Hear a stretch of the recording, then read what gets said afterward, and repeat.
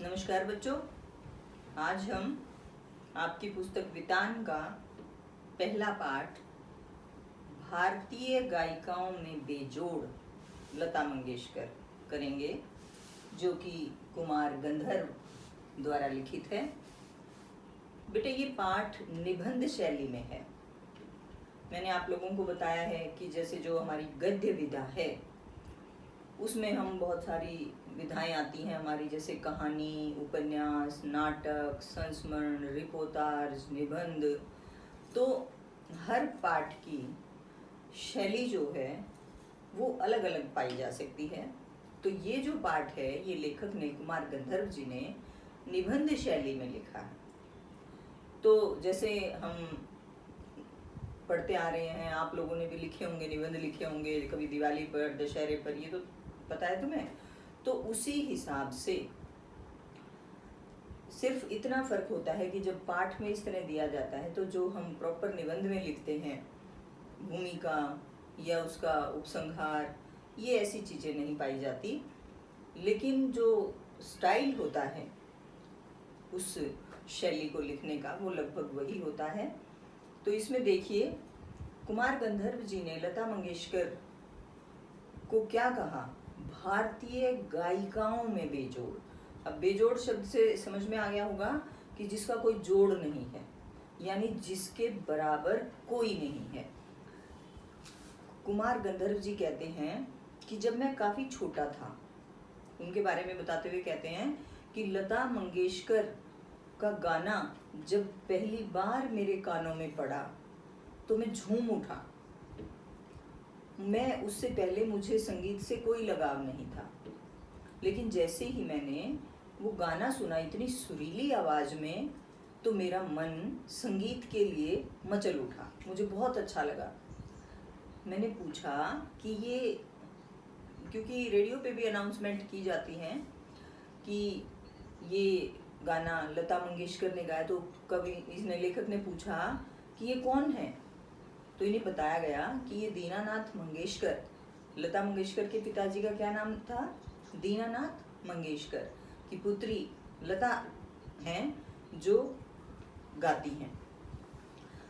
इसमें लेखक ये बता रहे हैं कि ऐसी सुरीली आवाज़, और उस सुरीली आवाज़ ने आम लोगों के मन पर भी, उससे पहले लोगों का इतना ज़्यादा रुझान संगीत की तरफ नहीं था।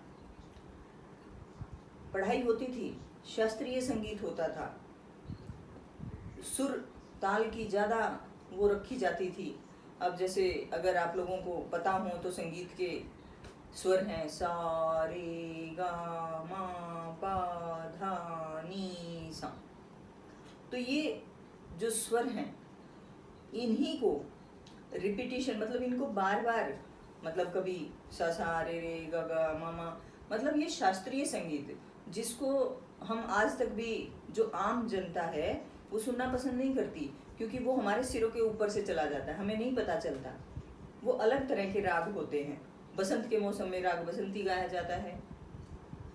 तो इसी तरह से बारिश के लिए आप लोगों ने फिल्मों में भी देखा होगा कई बार कि बारिश नहीं हो रही है, अकाल पड़ रहा है, तो लोगों ने राग मल्हार गाना शुरू कर दिया, और इससे बादल और इंद्र देवता प्रसन्न हो गए और बारिश आ गई।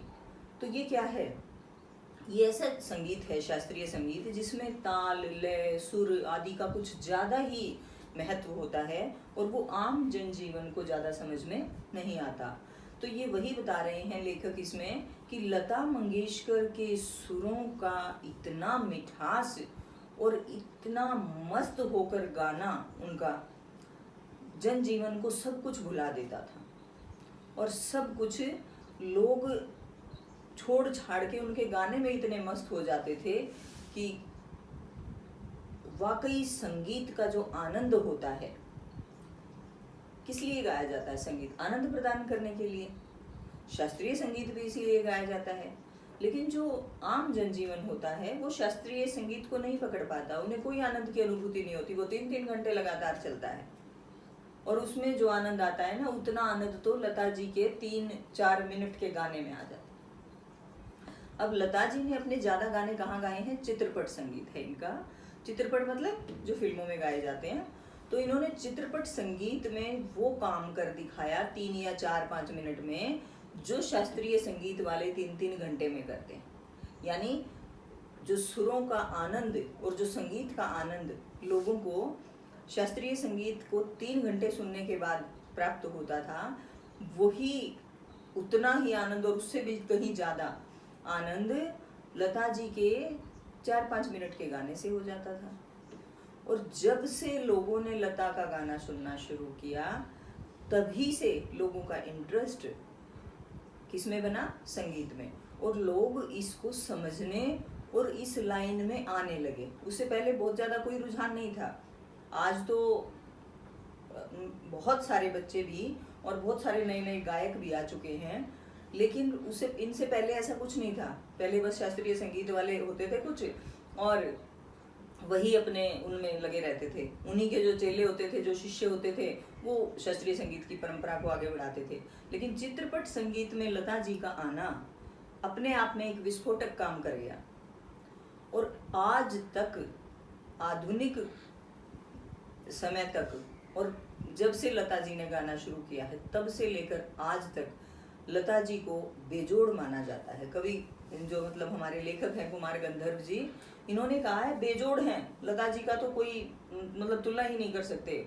उन्होंने आने के बाद ही संगीत को इतनी ऊंचाइयों पर पहुंचा दिया कि लोग इसकी तरफ अपना रुझान दिखाने लगे। अपने पढ़ाई भी करते हैं, बहुत सारे बच्चे संगीत सीखते हैं। बहुत अब तो बहुत फिल्मों में भी और वैसे भी बहुत सारे ऐसे गायक उभर रहे हैं, छोटे छोटे भी, जो इनकी ही गायकी से प्रेरणा लेकर आगे बढ़े हैं।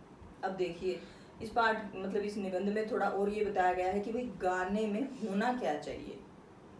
तो गाने में सबसे पहली बात तो यही है कि गानपन होना चाहिए, गाया जाए। दूसरी बात, तल्लीनता से गाया जाए। तीसरी बात, सुरों और लय आदि का भी उसको ज्ञान होना चाहिए, ऐसे तो कोई गा नहीं सकता। अब जो हमारे सुर हैं वो खास तौर से 3 तरह से गाए जाते हैं। कुछ गाने तो बहुत ही लो उससे गाए जाते हैं, बीट से, कुछ बहुत तेज से, और कुछ बीच के उससे। कई बार गाते गाते एकदम ऊपर चढ़ जाता है कोई गाना, फिर उसे धीरे धीरे धीरे नीचे आ जाता है। तो इस निबंध में लेखक कहते हैं कि लता जी से जो संगीत निर्देशक थे, अब लता जी तो गायिका हैं, अब उन गानों का भी निर्देशन करने वाले निर्देशक होते हैं। तो निर्देशकों ने, संगीत निर्देशकों ने लता जी से ज़्यादातर हाई बीट के गाने गवाए हैं, मतलब ऊंचे और तेज उसके, जिनके साथ लता जी ने संपूर्ण न्याय किया है। उन्हें ज्ञान भी पूरा था, वो मस्त होकर भी गाती थी, उनकी आवाज़ में मिठास भी बहुत है, उनमें गानपन भी रग रग में समाया हुआ है। तो ये सारी विशेषताएं आपसे पूछी जा सकती हैं कि इनमें क्या क्या विशेषताएं होती है, तो आप बताएंगे कि सुरताल का सही ज्ञान होना चाहिए, गाने में गानपन होना चाहिए, और मिठास होनी चाहिए, आवाज़ में मिठास भी ज़रूरी है, और सुरीलापन भी होना चाहिए। स्वरों का पूर्ण ज्ञान होगा तो उसमें अपने आप आ जाएगा, और तल्लीनता से गाया जाना चाहिए। और बहुत मेहनत लगती है, बहुत मेहनत करनी पड़ती है स्वरों का संपूर्ण ज्ञान प्राप्त करने के लिए। तो वो सारी जो विशेषताएं थी वो लता जी में थी। लेकिन कब मतलब लेखक का ये मानना है कि निर्देशकों ने लता जी के साथ पूर्ण रूप से न्याय नहीं किया, उनसे हर तरह के गाने गवाने चाहिए थे। कई लोगों का तो ऐसा भी मानना है कि लता जी ने करुण रस पर नहीं गाए, श्रृंगार पे, मिलन पे, ऐसे सॉरी बहुत सारे ऐसे गाने गाए हैं जिसमें नायक नायिका का मिलन है या मतलब ऊंची लय के हैं, ऊंची पट्टी बोलते हैं, उनसे ऊंची पट्टी के हैं। तो कई जगह ऐसा विवाद हुआ, मतलब लोगों में विरोधाभास भी रहा कि हाँ लता जी के गानों में करुण रस में कोई खास वो नहीं है, मतलब अच्छा नहीं गा पाई लता जी। नहीं, ऐसा बिल्कुल नहीं है। लता जी का एक गाना जो करुण रस का है, जो ए मेरे वतन के लोगों जरा आंख में भर लो पानी, जो शहीद हुए हैं उनकी जरा याद करो कुर्बानी, ये गाना ऐसा है कि उस समय जो प्रधानमंत्री जवाहरलाल नेहरू जी थे रो पड़े थे उनका गाना सुन के। तो कोई भी नहीं ये बात कह सकता कि उन्होंने करुण रस के साथ न्याय नहीं किया है। करुण रस भी उन्होंने ऐसे ही गाया है, इतनी ही तल्लीनता के साथ गाया है, आवाज में वही मिठास है। किसी भी विधा का मतलब हमारी हिंदी की जितनी भी विधा हैं, और चाहे उसमें गाना ले लो या कहानी ले लो या नाटक लो, कुछ भी जो भी है, अगर वो देखते समय सुनते समय पाठक या श्रोतागण के अंदर ऐसी भावना उमड़ आए कि आंसू तक आ जाएं, तो वो सफल हो जाती। उससे ज्यादा सफल और कोई चीज नहीं मानी जाती जब कोई पाठक या श्रोता मंत्र मुग्ध होकर सुने और महसूस वही हो। क्योंकि जब ये गाना सुना तो इससे कैसा फीलिंग आती है, कैसा महसूस होता है सुनने वालों को? देशभक्ति का मतलब वो सारी पिक्चर एकदम से दिमाग में घूम जाती है कि हमारे फौजियों ने वहाँ चढ़ के लड़ाइयाँ की दुश्मन के साथ और शहीद हो गए। आप लोग रोज देखते हैं अखबारों में, टीवी पर देखते हैं कि कैसे छोटे छोटे अभी भी ऐसी बीमारी जो कोरोना जैसी भयंकर बीमारी चल रही है, जिसमें लोग मतलब घरों से नहीं निकलना चाहते, नहीं निकल रहे हैं जान बचाने के लिए, और जो हमारे सिपाही हैं, जो फौजी भाई हैं, वो सब बॉर्डर पे खड़े हैं। अभी पिछले ही 1-2 दिन हुआ है कि 5-6 मतलब 5 एक दिन, 2 एक दिन हमारे मेजर कर्नल ऐसे ऐसे ऑफिसर शहीद हो गए। तो ये सब क्या है? ये हमें सिखाता है कि देशभक्तों के अंदर कैसा जज्बा है। और वही सारी बातें लता जी ने अपने गाने के माध्यम से जब पेश की हमारे सामने, तो कोई भी आज तक कोई भी भारतीय ऐसा नहीं है जो रो ना पड़े ऐसा गाना सुनकर। तो यानी कि हम बिल्कुल ये नहीं कह सकते कि लता जी ने अपने करुण रस के गानों में मतलब पूर्ण न्याय नहीं किया है।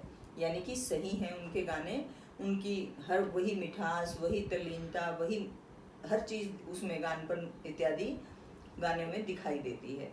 तो ये जो पाठ है ये लता जी की बेजोड़पन और उनके गानपन के बारे में बताया है इसमें निबंध में, कि लता जी के आने के बाद ही संगीत ने चरम उत्कर्ष पर पहुंचकर लोगों पर अपना जादू बिखेर दिया है।